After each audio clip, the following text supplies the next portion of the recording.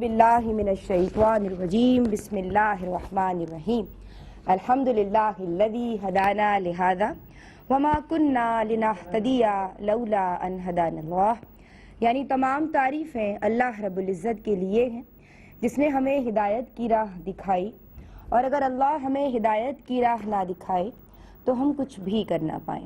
اللہم صلی علی سیدنا و مولانا محمد معدن الجود والکرام وبارک وسلم وصلی علیہ. السلام علیکم ورحمۃ اللہ وبرکاتہ. ناظرین کرام، خواتین کی دینی تربیت اور اصلاح کے تعلق سے ARYQ-TV کی یہ عمدہ کاوش جس کا سرنامہ ہے دین اور خواتین کے ساتھ حاضر خدمت ہے. جناب، بات ہو رہی ہے روزے کے تعلق سے. روزہ ایک بہت قدیم عبادت ہے. سیدنا آدم علیہ السلام سے اس کا تصور موجود ہے. ایام 20 کے روزے وہاں بھی رکھے جاتے تھے، اور دیگر ملتوں میں بھی یعنی کہ سابقہ اقوام میں بھی کسی نہ کسی طور اس کا کسی نہ کسی شکل میں اس کا تصور موجود ہے. لیکن شریعت محمد مصطفیٰ صلی اللہ علیہ وآلہ وسلم میں اس کی جو شکل ہے وہ تھوڑی جدا ہے.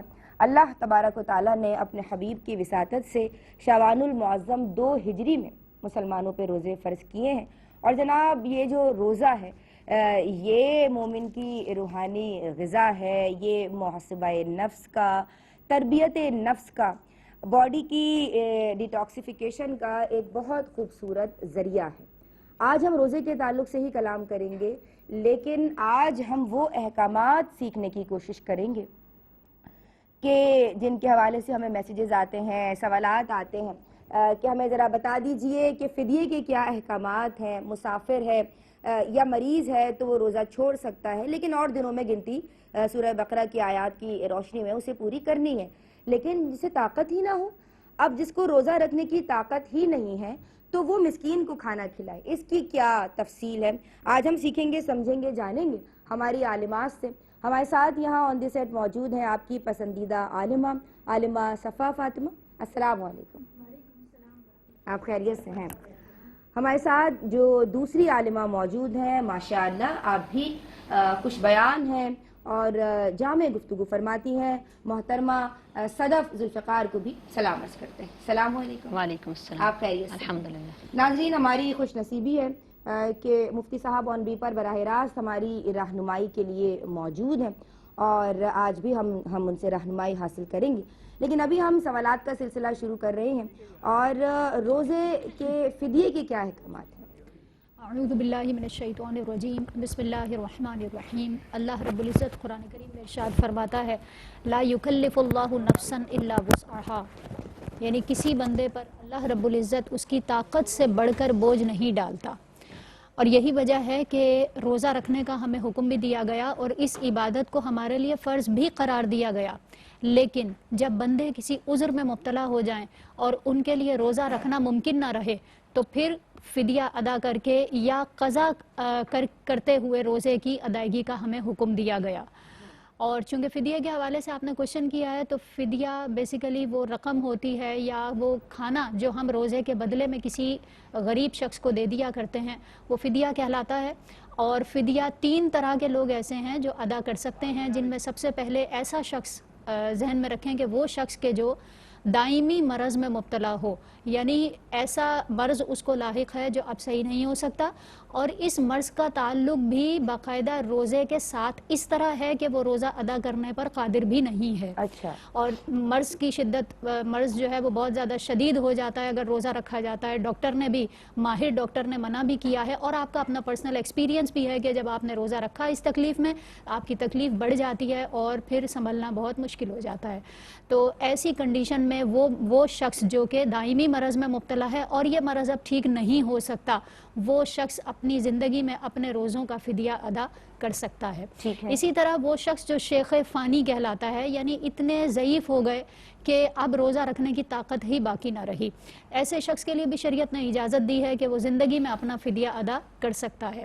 پھر تیسری صورت یہ ہے کہ کوئی شخص دنیا سے چلا جائے, یعنی اس کی موت واقع ہو جائے اور اس کے ورثاء اس کے پیچھے فدیہ دینا چاہیں. بالکل یہ پاسبل ہے. اور اگر کسی شخص کے روزے یا نمازیں زندگی میں قضا ہو گئی ہوں تو ان کے لیے واجب ہوتا ہے کہ وہ اپنے روزوں کے اور نمازوں کے لیے وصیت کر کے جائیں کہ ان کے مال میں سے اس فدیے کو ادا کر دیا جائے. اگر بالفرض کسی نے وصیت نہیں بھی کی ہے تو جو اقربا ہیں ان کو چاہیے کہ میت کے لیے اس کے روزوں کے اور نمازوں کا فدیہ ضرور ادا کر دیا جائے. اس کی وجہ یہ ہے کہ اگر جانے والے کا مال اسی کے کام نہ آئے تو پھر کیا فائدہ. تو اس وجہ سے سب سے پہلے, باقی تو ظاہر ہے کہ جو کسی کا قرض ہوتا ہے وہ بھی ادا کیا جاتا ہے, لیکن یہ اللہ رب العزت کا ایک طرح سے قرض ہوتا ہے. اور اگر میت نے وصیت نہیں بھی کی تھی تو ہمیں خود اس بات کی فکر کرنی چاہیے کہ جو ہمارے پیارے دنیا سے چلے گئے ہیں, اگر ان کی نمازیں یا روزوں میں کوئی کوتاہی ہو تو ان کی طرف سے فدیہ ادا کر دینا چاہیے. فدیے کی رقم یہ ہے کہ یا تو ایک شخص کو ایک روزے کے بدلے میں کسی ایک شخص کو صبح و شام, کسی غریب شخص کو صبح و شام کا کھانا کھلا دیا جائے, یا صدقہ فطر کی رقم اس کی جگہ ادا کر دی جائے. ٹھیک ہے. اچھا, ماشاءاللہ روزے کے فدیے کے تعلق سے مفصل کلام میری بہن نے کیا, عالمہ صفا فاطمہ نے. عالمہ صدف, مجھے بتائیے کہ روزے کے تعلق سے اگر کوئی روزہ نہیں رکھتا ہے یا یہ اچھا کفارہ کب لازم آتا ہے, پہلے تو یہ بتا دیجئے, پھر اس کے احکامات کیا ہیں. اعوذ باللہ من الشیطان الرجیم, بسم اللہ الرحمن الرحیم. اللہ تبارک و تعالی بہت رحمان رحیم ہے اور اپنے بندوں پر بہت کرم فرماتا ہے, رحم فرماتا ہے. شریعت مطہرہ کے بہت سارے اصول ایسے ہیں کہ جن میں بہت زیادہ ریلیکسیشن رکھی گئی ہے, لیکن بعض مقامات ایسے ہیں کہ جہاں پر سختی کا حکم ہے. اور کسی نظام کو چلانے کے لیے, کوئی بھی سسٹم چلانے کے لیے آپ کو بعض صورتوں میں اسٹرکٹ رولنگ کرنی پڑتی ہے. تو کچھ ایسی عبادات ہیں کہ جن میں اگر کوتاہی سرزد ہو جائے تو صرف توبہ سے کام چلتا ہے, اور کچھ ایسے معاملات ہیں جن میں توبہ سے کام چلتا ہے. کچھ ایسے معاملات ہوتے ہیں کہ جس میں آپ کو قضا کرنی ہوتی ہے, کبھی فزیکل آپ کو اس کا کوئی نہ کوئی پنشمنٹ کہہ دیں, یا اس کا آپ پورا کرنا ضروری ہوتا ہے. تو انہی میں سے ایک کفارہ بھی ہے کہ اگر یس یو کین سے. تو اسی طرح روزے کے جو کفارے کی جہاں تک بات کی گئی ہے تو اس کے لیے, کیونکہ روزہ ایک بہت اہم عبادت ہے اور اس کی بہت اہمیت قرآن اور حدیث سے واضح ہے, ارکان اسلام میں سے بھی ہے, لہٰذا اگر کوئی شخص ایسا ہے کہ روزے میں کوتاہی برتتا ہے جان بوجھ کر تو اس پر کفارہ بھی لازم آتا ہے قضا کے ساتھ ساتھ. اب وہ کوتاہی کس قسم کی ہو, وہ اس طرح کہ اگر کسی نے قصدن یعنی ارادتاً نافرمانی کے ارادے سے بغیر کسی شرعی عذر کے روزہ توڑا, لیکن اس میں یہ قید ضروری ہے کہ ادائے رمضان کا روزہ ہو, یعنی کہ رمضان کے روزے جو نارملی ہیں وہ رکھے جا رہے ہیں, ایسا نہ ہو کہ قضا رکھ رہا ہے یا نفل روزہ رکھ رہا ہے. اچھا, اس کا حکم الگ ہے. ہاں, اس کے اندر کفارہ نہیں لازم ہوتا. اچھا, صرف رمضان کا جو فرض روزہ ہے وہ رکھ رہا ہو, پلس رات میں نیت کی ہو. اچھا, اگر ایسا ہے کہ آپ کی آنکھ نہیں کھلی, لیٹ اٹھے اور صبح میں نیت کی, پھر اگر روزہ ٹوٹتا ہے تو پھر اس میں صرف قضا لازم ہوتی ہے, کفارہ نہیں. کریں گے ذرا طریقہ بتا دیں. نیت دل کے ارادے کو کہتے ہیں. رمضان کے کچھ عبادات ایسی ہوتی ہیں جو وقت کے ساتھ خاص ہوتی ہیں, اور کچھ ہوتی ہیں کہ جو یعنی کہ جیسے نمازوں کا اوقات ہیں جو ایک ٹیمپرری وقت کے لیے ہوتی ہیں, یعنی پرٹیکولر وقت کے لیے ہوتی ہیں, اور کچھ عبادات ایسی ہیں جو پورے دن کو کور کر لیتی ہیں. تو جو پورے دن کو کور کر رہی ہوں گی تو جب تک ان کا ٹائم ہے تب تک اس کی نیت تب تک نہیں, سوری, مطلب یہ ہے کہ اس کے علاوہ کوئی اور عبادت اس میں کی نہیں جا سکتی. تو اس لیے رمضان کے جو روزے ہیں اس میں صرف اس وقت میں صرف روزہ ہی رکھا جا سکتا ہے. اب اگر کوئی شخص ایسا ہے جس نے رات میں نیت نہیں کی اور وہ صبح اٹھا تو اس نے انہیں کہا کہ روزہ رمضان ہے, لیکن صبح میں بھی زوال سے پہلے کی بات, وہ اٹھے اور اس کے بعد انہوں نے کہا کہ روزہ ہے تو پھر کچھ کھائیں پیے نہیں, روزہ آپ کا کاؤنٹ کیا جائے گا, کیونکہ آبویسلی جب اٹھے تو ان کا ارادہ تو یہی تھا کہ روزہ رکھنا ہے. تو دل کا ارادہ دیکھا جاتا ہے, زبان سے کہنا ضروری نہیں ہے. تو دل کا چونکہ ارادہ تھا تو روزہ ہوگا. ٹھیک ہے. اگر وقت کے جیسے سحری کے وقت کے اندر آپ نے نیت کر لی پہلے ہی کھا کر, پھر بعد میں کچھ اور آپ کو یعنی کہ ضرورت ہوئی, پانی پینا, اذان ابھی نہیں ہوئی, وقت باقی, اذان کا تعلق ہے سحری بند ہونے سے نہیں ہوتا, لیکن اگر وقت باقی ہے تو اس کا وقت باقی, ختم ہونے کا وقت ابھی نہیں آیا ہے, انتہائی سحر نہیں ہوئی ہے, تو پھر کچھ کھا سکتے ہیں, کیونکہ ابھی ٹائم ہے کھانے کا. روزہ اسی وقت سٹارٹ ہوگا جب وہ اس کا وقت ہوگا, اس سے پہلے نہ روزہ سٹارٹ نہیں ہو سکتا, اور ختم بھی اپنے وقت پر ہی ہوگا. صحیح, ٹھیک ہے. تو آپ کی بات مکمل ہوگی. کفارے 3 بیان کیے گئے ہیں قرآن پاک میں.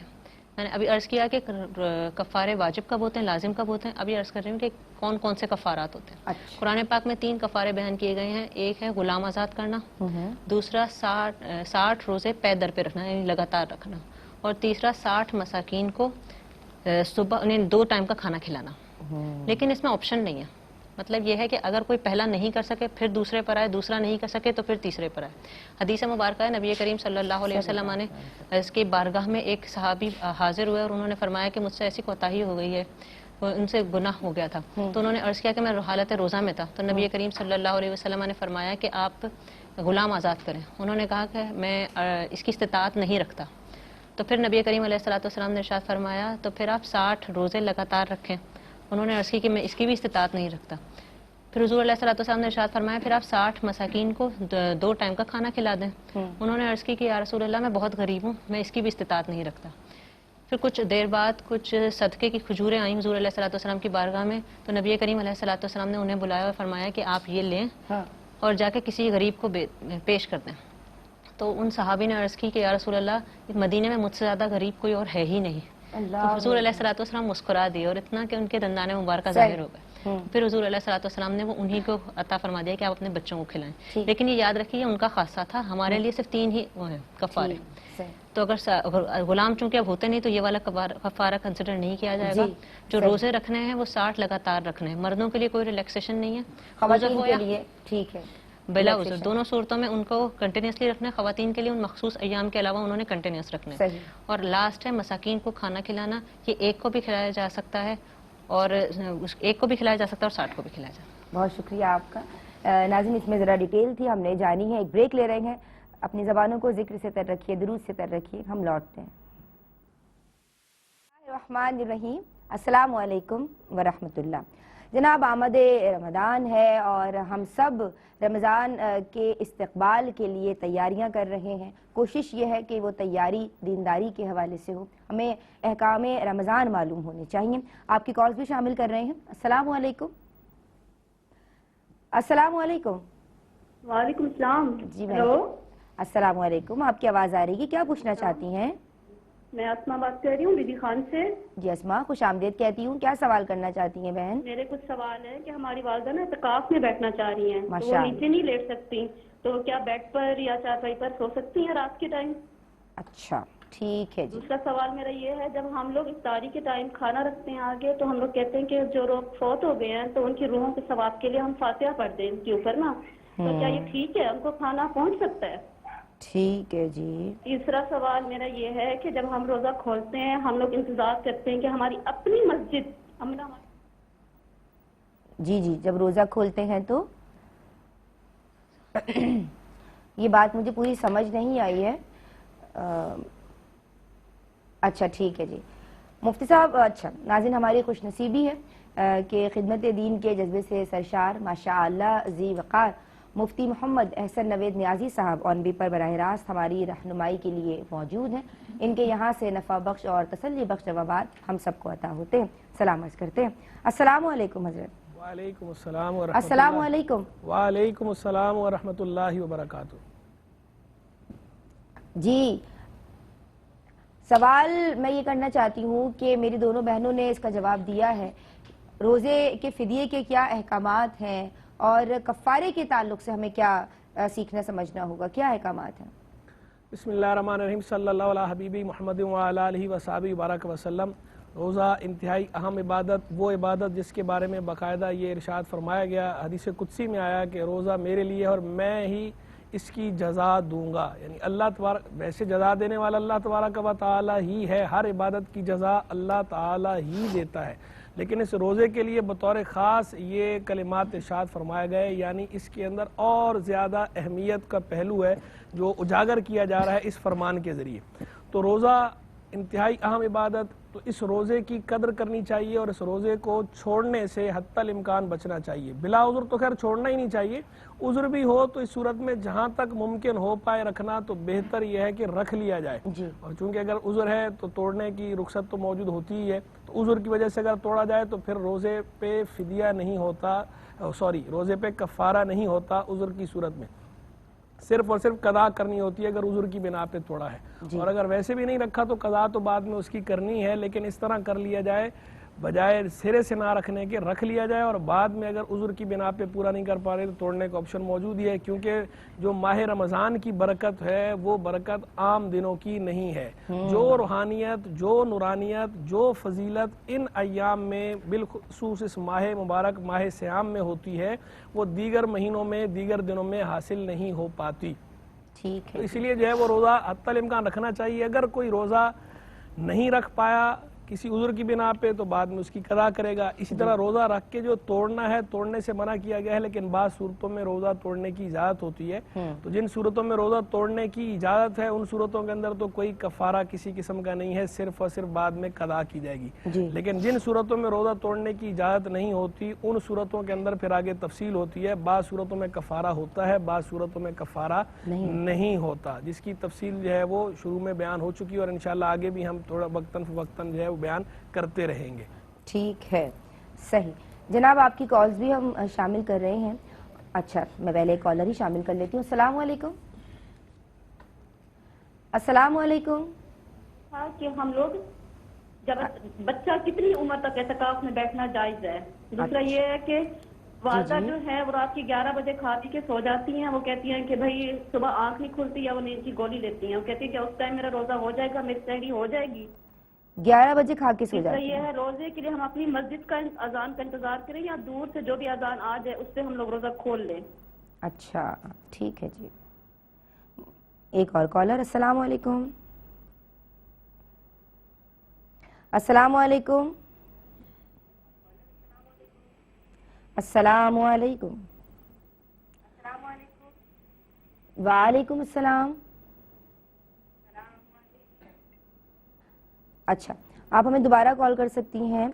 मुझे नमाज तरावी के ताल्लुक़ से जानना है। आलिमा सफ़ा फ़ातिमा, ख़वातीन माशाअल्लाह मर्दों के बड़े बड़े इज्तिमाआत होते हैं मसाजिद में, बाजमात अदा की जाती है, लेकिन ख़वातीन कैसे अदा करें घरों में इनफरादी तौर पे? जब वो तरावी पढ़ रही होती हैं तो तरावी की नियत कैसे की जाए, इसकी रकात के ताल्लुक़ से और क़िरात तिलावत के ताल्लुक़ से क्या तफसीलात हैं? तरावी सुन्नत मुअक्कदा सुन्नत मुअक्कदा है, यानी ऐसी सुन्नत जिसकी अदायगी की ताकीद बयान की गई है। ठीक। चाहे मर्द हों या ख़वातीन, दोनों के लिए सुन्नत मुअक्कदा है। बाज़ ख़वातीन ये समझती हैं कि शायद अगर जमात में हाजिर नहीं होंगे, शामिल नहीं होंगे तो हमें तरावी पढ़नी ही नहीं है। तो ये जहन में रखिए कि सुन्नत मुअक्कदा की अदायगी जिस तरह मर्द कर रहे हैं, इसी तरह आपको भी घरों में, अगर आप घर में नमाज जैसे बाकी नमाज अदा कर रही हैं, इसी तरह आपको तरावी भी अदा करनी होगी।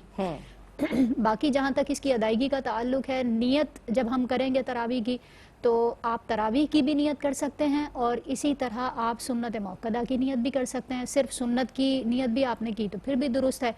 और इसी तरह ये भी जहन में रखेंगे 20 रकात नमाज तरावी की अदा की जाएगी।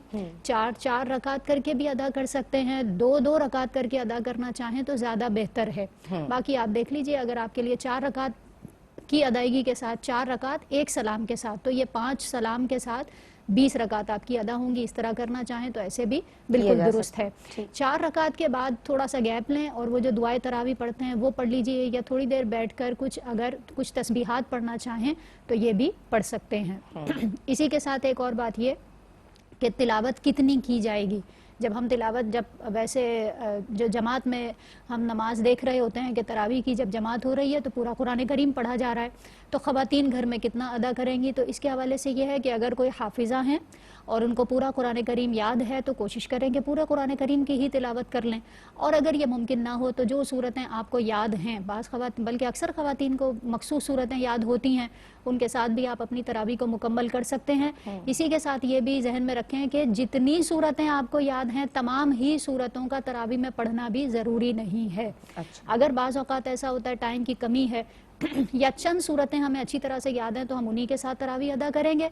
और बाज़ औक़ात ये भी होता है, बाज़ ख़वातीन कहती हैं एक ही सूरत के साथ अदा करना चाहें तो अदा कर सकते हैं, तो बिल्कुल इसमें भी कोई मसला नहीं है, क्योंकि ये एक सुन्नत नमाज है और इसको एक ही जो आपकी सूरत है उसके साथ आप तमाम रकात को भी अदा कर सकते हैं। बेहतर यह है कि जो सूरतें याद हैं अगर उनको आप और उनमें तरतीब का लिहाज रखें। जी बिल्कुल, तरतीब का लिहाज तो हर मकाम पर नमाज में रखना ही है कि जो सूरत पहले कुरान पाक में मज़कूर है उसको पहले पढ़ा जाएगा और उसके बाद दूसरी सूरत को पढ़ा जाएगा। ठीक है जनाब। خواتین کے لیے اعتکاف کی کیا احکامات ہیں؟ دیکھیے اعتکاف جو سنت موقدہ اعتکاف ہے وہ تو رمضان کے آخری عشرے میں 20 رمضان المبارک کو عصر کے بعد سے چاند رات تک ہوتا ہے. ٹھیک. اور اس کی 3 شرعی یعنی شرعی حیثیت کے اعتبار سے اس کی اگر تقسیم کی جائے تو وہ 3 طرح سے بنتا ہے. ایک ہوتا ہے واجب اعتکاف، ایک ہوتا ہے سنت موقدہ، اور باقی جو ہوتے ہیں وہ مستحب اور نوافل میں جاتے ہیں. صحیح. واجب اعتکاف وہ ہوتا ہے کہ اگر کسی شخص نے منت مانی لیکن وہ ایسے منت کہ وہ اتنا بلند آواز سے اس نے کہا، خالی دل میں ارادہ نہیں کیا بلکہ اتنی آواز سے کہا کہ اس کے کانوں نے سن لیا، تو پھر وہ اعتکاف واجب ہو جاتا ہے. وہ آپ 1 دن کا بھی کر سکتے ہیں، 10 دن کا بھی، 15 کا بھی، 1 مہینے کا بھی، جیسا انسان کو اپنے لیے آسانی لگے. دوسرا ہوتا ہے سنت موقدہ، یہ جو رمضان میں آخری عشرے میں کیا جاتا ہے. اور اس کے علاوہ رمضان میں جیسے بعض اوقات 3 دن کا لوگ اعتکاف کرتے ہیں، 7 دن کا کرتے ہیں، یا کچھ لوگ 30 دن کا کرتے ہیں. یہ سارے نوافل میں چلے جاتے ہیں یا مستحبات میں جائیں گے. اس کے علاوہ اس کی کوئی اور یعنی کہ اس ٹائپ کے اندر ہی چلے جائیں گے. تو یہ اس کے علاوہ اعتکاف میں 3 چیزوں کی احتیاط کی جاتی ہے، یا 3 چیزیں آپ یہ کہہ لیں کہ ضروری ہوتی ہیں.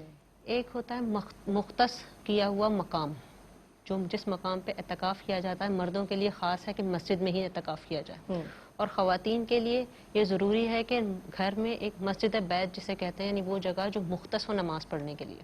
اگر کسی نے اپنے گھر میں کوئی جگہ مختص نہیں کی ہوئی تو وہ مختص کر لیں، پھر اس مقام پر اعتکاف کیا جائے گا. دوسرا اس میں روزہ ہونا ضروری ہے.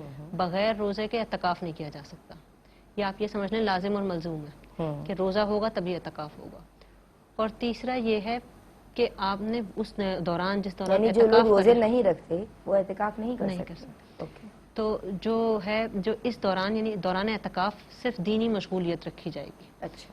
تو یا تو ان نماز عبادات اذکار یہ کر لیں، دعائیں وغیرہ مانگنا. اس کے علاوہ دینی کتابیں پڑھنا، یا کوئی آپ اگر آن لائن کوئی کورسز کر رہے ہیں لیکن یہ مخصوص کر رہے ہیں دینی کورسز، تو دینی اعتبار سے درس و تدریس وغیرہ بھی کنٹینیو کی جا سکتی ہے. اس کے علاوہ کہیں بیانات وغیرہ ہو رہے ہوں اور آپ اس میں شامل ہونا چاہیں تو وہ آن لائن ہو سکتے ہیں، نہیں کہ آپ فزیکلی وہاں چلی جائیں. ٹھیک، وہ تو اعتکاف سے باہر آ جائیں گے. تو یہ سب کچھ کیا جا سکتا ہے. اگر کوئی عالمہ آن لائن موبائل یا کوئی گیجٹ اگر پاس ہے اور اس سے آپ کسی آن لائن درس میں دینی کام میں شامل ہونا چاہتی ہیں، یا بعض بچیاں پڑھاتی ہیں خود بھی، تو کوئی عالمات ہیں، کوئی جن کی اپنی دینی ایسی مصروفیات ہیں تو وہ بھی اس میں کر سکتی ہیں، لیکن صرف دینی کام کیے جائیں. ٹھیک ہے. مزید میں یہاں پر ایک چھوٹی سی عرض کرنا چاہوں گی کہ بسا اوقات میں جو خواتین ہوتی ہیں کہ وہ گھر کے کاموں کی وجہ سے ان کو اتنا وہ نہیں اسپیس نہیں ملتا کہ وہ اعتکاف میں بیٹھ سکیں، اور وہ خواہش بھی بہت رکھتی ہیں کہ ان کو اعتکاف میں بیٹھا جائے. کسی کے بچے چھوٹے ہوتے ہیں، کوئی جوائنٹ فیملی میں رہتے ہیں. جو بہنیں گھروں میں ہیں اور امور خانہ داری بھی دیکھ رہی ہیں لیکن اعتکاف بھی کرنا چاہتی ہیں، ان کے لیے کیا حکم ہے، جانیں گے اس بریک کے بارے میں. السلام علیکم ورحمۃ اللہ. جناب، دین اور خواتین میں آپ سب کا خیر مقدم ہے. ہم بات کر رہے ہیں احکام رمضان کے تعلق سے، یعنی روزہ آج بھی ہمارا عنوان ہے. ہم نے بریک سے قبل بات کی روزے کے فدیے کے تعلق سے، کفارے کے تعلق سے، اور اب ہم بات کر رہے ہیں جناب خواتین کے اعتکاف کے تعلق سے. بریک سے قبل ہمیں عالمہ صدف اس تعلق سے بریف کر رہی تھیں. جی صدف. جی، یہ مزید یہ عرض کرنا چاہوں گی کہ دوران اعتکاف اسی مقام پہ جس جگہ پر اعتکاف کیا جا رہا ہے وہاں پہ دینی کے ساتھ ساتھ دنیاوی جائز امور اگر کرنا چاہیں تو لیکن اسی مقام پر کیے جا سکتے ہیں. اعتکاف کے دوران مقام وہی ہونا چاہیے، وہاں سے باہر نہیں. اگر وہ خواتین ہیں، ان کا عرض کر رہی تھی کہ جو اپنی گھریلو مصروفیات کی وجہ سے یا بچے چھوٹے ہیں جن کی وجہ سے وہ پراپر جو 10 ڈیز کا اعتکاف ہوتا ہے وہ نہیں کر سکتی، تو ان کے لیے یہ آپ ایک طرح سے مشورہ ہے کہ اگر وہ چاہیں تو اپنے کاموں سے فارغ ہو کر جیسے نماز پڑھنے کے لیے بیٹھے ہیں تو اس ٹائم کو تھوڑا سا طویل کر کے نفلی اعتکاف کی نیت کر کے اپنی عبادات کر سکتی ہیں اس اوقات میں. اچھا. تو اس طرح یہ ہوگا کہ ان کا نفلی اعتکاف بھی ہو جائے گا. اچھا، کوئی ٹائم لمٹ ہے فار نفلی اعتکاف یا نہیں؟ آپ کر سکتے آپ ایک گھنٹے کے لیے بھی بیٹھ سکتے ہیں، آپ 10-15 منٹ کے لیے بھی بیٹھ سکتے ہیں، جیسے آپ کو کنوینئنٹ ہو آپ وہ کر سکتے ہیں. آپ نیت کے ساتھ تعلق باللہ کے ساتھ بیٹھ جائیں. بالکل، اور وہ اعتکاف کے مقام پر. صحیح. بس یہ عرض کرنا تھا کہ اگر ایسا کر لیں تو آپ کے ثواب کا ترتب اس سے بھی ہوگا، اس کے علاوہ وقت میں برکت بھی ہوگی اور نورانیت بھی حاصل ہو سکتی ہے. سبحان اللہ، ماشاء اللہ. تو بہنیں نفلی اعتکاف بھی کر سکتی ہیں. مفتی صاحب، ہم آپ کی سمت آئیں گے اور یہ ذرا اعتکاف کے تعلق سے احکامات خواتین کون سی جائز امور کر سکتی ہیں اور نفلی اعتکاف بھی ذرا سمجھا دیں جو بہنیں سنت اعتکاف نہیں کر سکتی.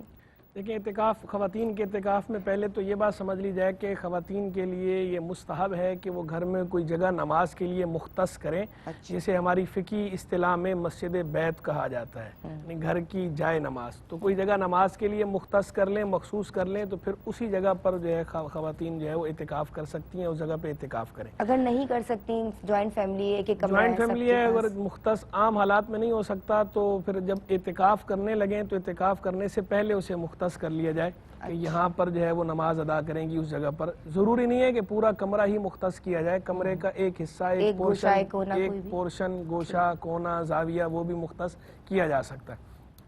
تو ایک کونا اس کا مختص کر لیں نماز کے لیے، اسی جگہ پر پھر اعتکاف کا اہتمام کریں۔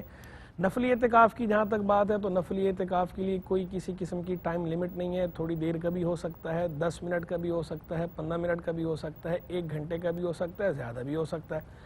تو نفلی اعتکاف ہے تو ثواب کی نیت سے کوئی اگر کرے گا تو نفلی اعتکاف کا بھی ثواب ملے گا۔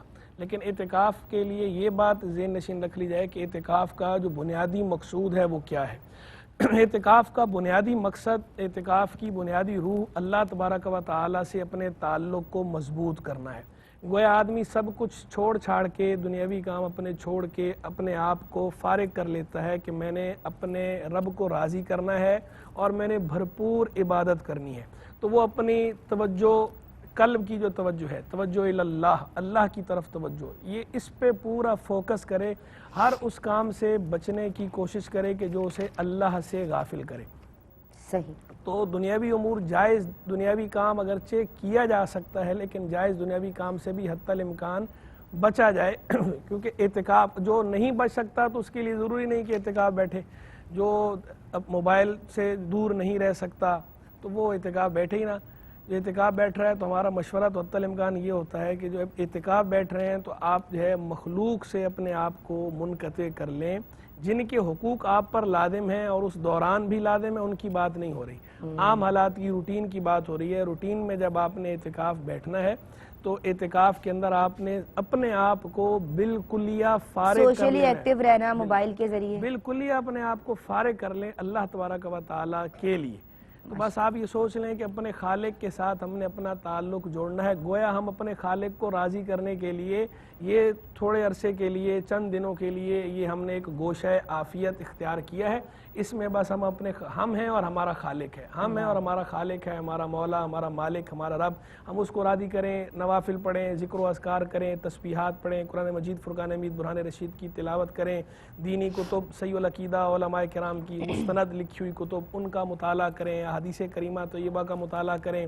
جو احکام ہم پر سیکھنا لازم ہے، جو عام حالات میں، عام دنوں میں ہم اپنی ڈیلی روٹین کی بنا پہ نہیں سیکھ پا رہے ہوتے، تو یہ جو وقت آپ کو مل رہا ہے اس وقت کو غنیمت جانیں اعتکاف میں، اس وقت میں ان احکام کو سیکھیں، سیکھنے پہ توجہ دیں، پڑھیں، مطالعہ کریں اور بکثرت مطالعہ کریں، بار بار مطالعہ کریں، کیونکہ ہر بات جو ہے وہ ایک ہی بار میں سمجھ آئے یہ ضروری نہیں۔ بالخصوص ہر ایک کا مینٹل لیول جو ہے وہ الگ الگ ہوتا ہے، جن لوگوں کا تھوڑا ذہنی سطح جو ہے سمجھنے کی قوت فہم جن کی کمزور ہے وہ تو اور زیادہ اس کو توجہ سے انہماک سے پڑھیں اور جو ہے وہ بار بار اس کا مطالعہ کریں۔ تسبیحات بھی پڑھیں اور جو مستند کتابیں ہیں جن ان علوم کے بارے میں جن کا سیکھنا ہم پہ لازم ہے اسے بھی ضرور پڑھیں، کیونکہ تسبیحات پڑھنے کے ساتھ ساتھ، نوافل پڑھنے کے ساتھ ساتھ جن علوم کا ہم پہ سیکھنا لازم تھا ان سے غافل رہنا ہمارے لیے ویسے عام دنوں میں بھی جائز نہیں تھا۔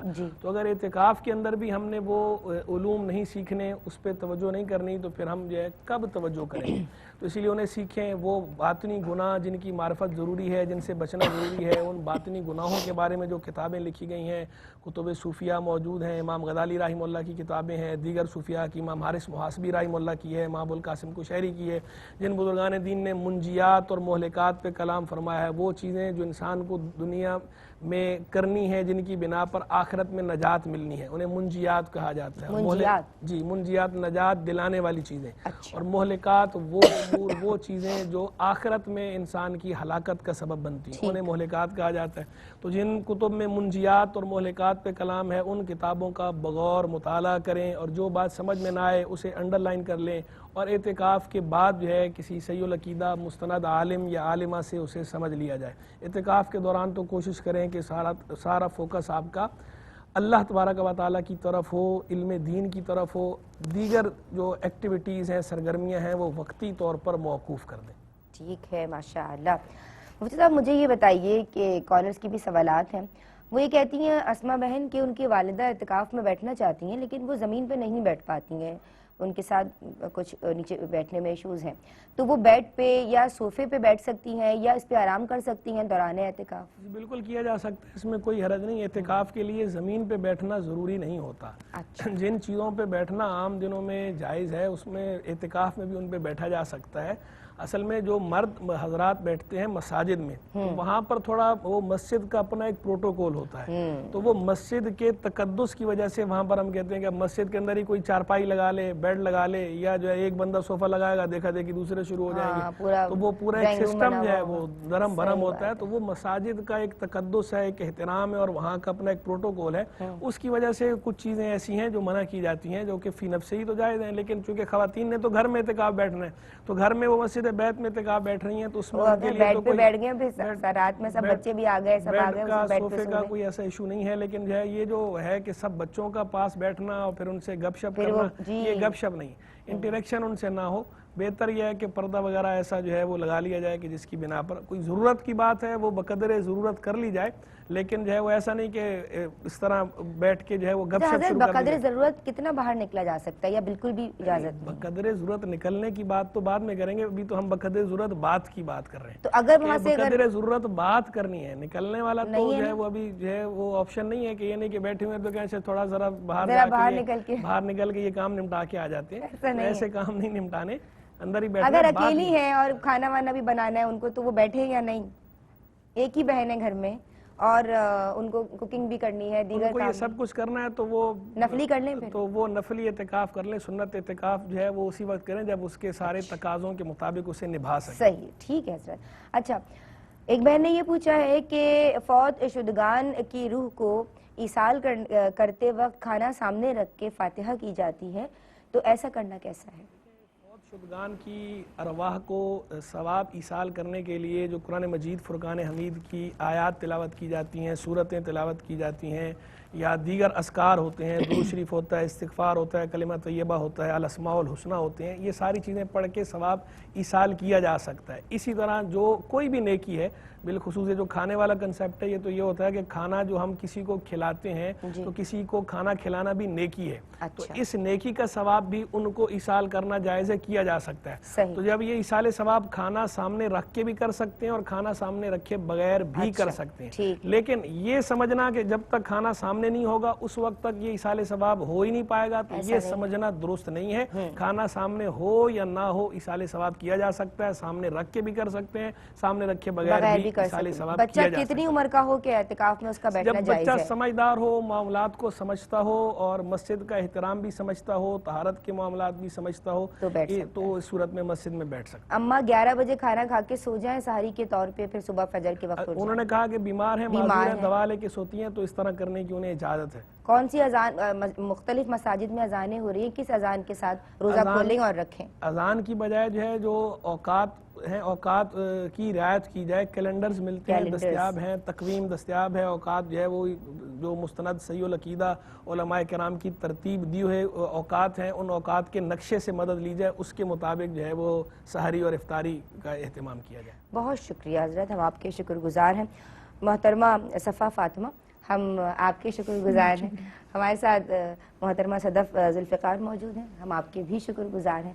नाज़रीन, आप लोगों का बहुत शुक्रिया, आप लोग हमें कॉल्स करते हैं, हमारे प्रोग्राम्स को देखते हैं। हमारी कोशिश ये होती है कि शरई मसाइल पे कलाम किया जाए। हमारे मुअज़्ज़ज़ मुफ्तियान कराम हमें अपना कीमती वक्त देते हैं, हमारी मुअज़्ज़ज़ आलिमात मौजूद होती हैं, माशाअल्लाह सैर हासिल गुफ्तगू होती है। अल्लाह तबारक व तआला इन सब का यहाँ आना और दीन की तरवीज के इस खूबसूरत काम को जो इनकी जानिब से हो रहा है और मेरी पूरी टीम की जानिब से हो रहा है, अल्लाह अपनी बारगाह में कबूल व मंजूर फरमाए। अस्सलामु अलैकुम व रहमतुल्लाह।